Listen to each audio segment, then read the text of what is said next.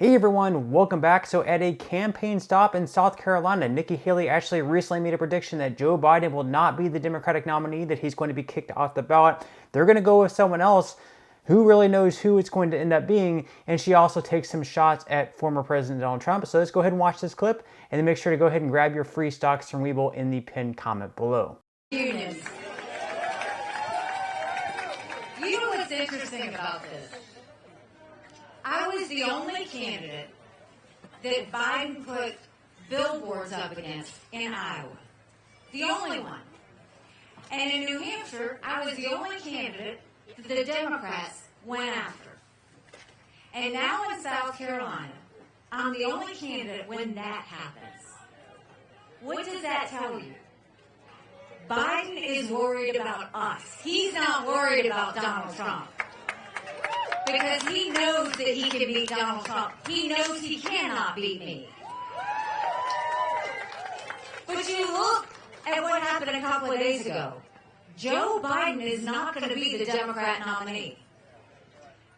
You can look at the fact that even the own special counsel said he was diminished. He gets up to get on stage and he's angry, but he can't get it out. He's messing things up. But then you also look at what happened with Donald Trump. A few weeks ago, he sat there and said, Nikki Haley, and he mentioned my name 3 or 4 times, and said that I didn't allow security at the Capitol on January 6th. I never had a job in D.C.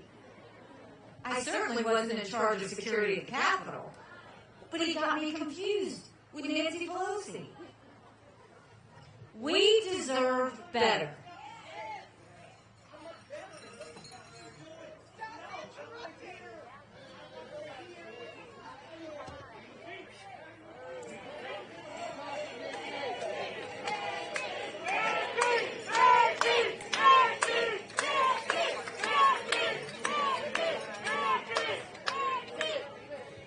We have a choice to make.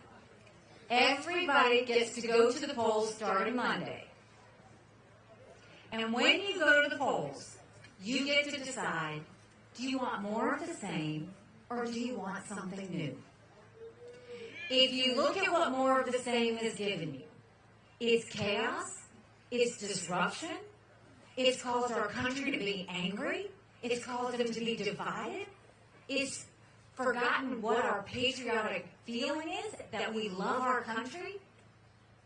I mean, don't you want to know what it's like to sit at the dinner table and not have a fight anymore over politics? Don't you want your kids to know what it's like to be proud of our country? Don't you want to remember what it was like when neighbors loved neighbors? Because we could have that again. But you can't have it with Joe Biden or Donald Trump. Meanwhile, even though Donald Trump leads Nikki Haley by 55 points in national polling, he continues to take shots at her. Let's go ahead and watch. New authority to grant mass asylum, which, by the way, Bird Brain loves mass asylum. There's nothing nice about her. I will never run against President Trump. He is a great president, the greatest president in my lifetime, which is actually quite a bit now. The greatest president in my lifetime, she said. I will never run against him. Then she comes over to see me at Mar-a-Lago. Sir, I will never run against you. She brought her husband. Where's her husband? Oh, he's away. He's away. What happened to her husband? What happened to her husband? Where is he? He's gone. He knew. He knew. But no, think of this. Think of this. I will never run against you, sir, but it's all over tape. We've got like 19 versions. The great Dan Scavino, he made 19 versions of it. I will never run against him. Will you run against him? I will never. A little while later, I'd like to announce my candidacy.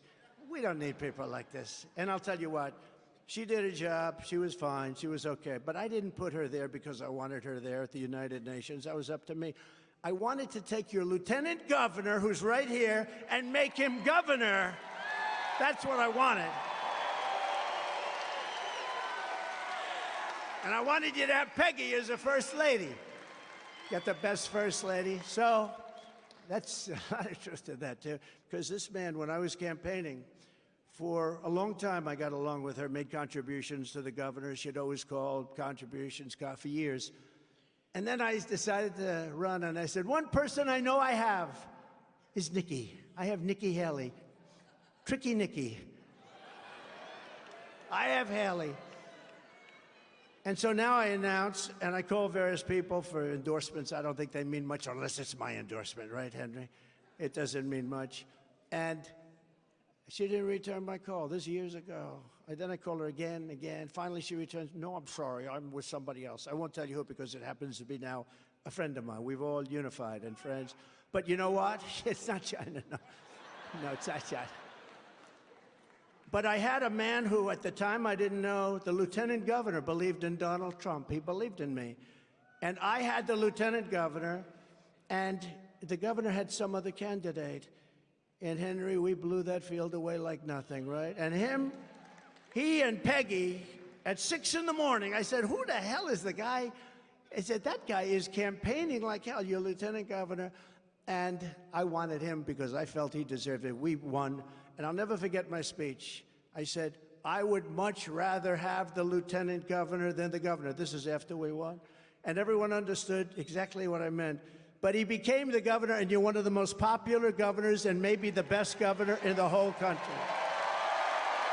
And here is Nikki Haley's response. So I'll say this. I need to start with the fact that Donald Trump had a rally today.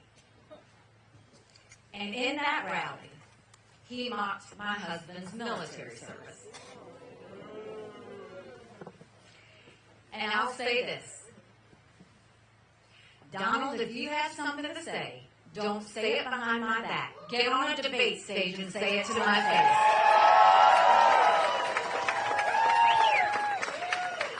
I am proud of Michael's service.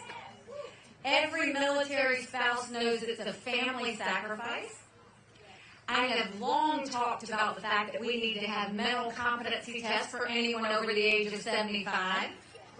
Donald Trump claims that he would pass that. Maybe he would, maybe he wouldn't.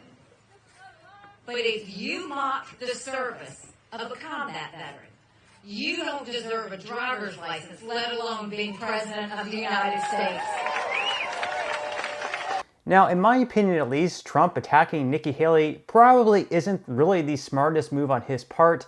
Again, he is leading her in the national polling by 55 points. He's probably going to win every single state. I can't see her even coming close to him. So in my opinion at least, the best move for Trump at this point in time is to no longer attacking Nikki Haley. At some point in time, she's going to drop off the ballot. She has no chance of winning here. So instead of attacking her, perhaps he should try to draw in some of the people, more the, I guess, moderates or even center-left who are voting for her, try to get them on his page. That way they are out there and motivated to vote for Trump whenever the November elections come up, whether he's facing Joe Biden or whoever else. I mean, again, we have Nikki Haley and other people out there predicting that Joe Biden may not even be on the ballot in November, that the DNC is actually going to end up replacing him with someone else, whether that be Gavin Newsom, whether that be Michelle Obama. Interestingly enough, if you look at the Vegas odds, we actually have Michelle Obama being the 11-1 favorite, the third favorite to actually be the next president of the United States. So does Vegas actually know something? Is Michelle Obama going to replace Joe Biden and face off against Donald Trump in November? Leave your thoughts in comments below. Do you believe that Joe Biden is going to be replaced? And if he is replaced, who do you believe that he is going to be replaced by? But that's all we have for today's video. I certainly hope that you enjoyed and found value out of it. If you did, again, I would greatly appreciate if you could give this video a like. Consider subscribing to my channel if you have not already. And again, make sure to grab your 3 free stocks worth up to $9,000 from Webull in the pinned comment below. And I will see you in the next video.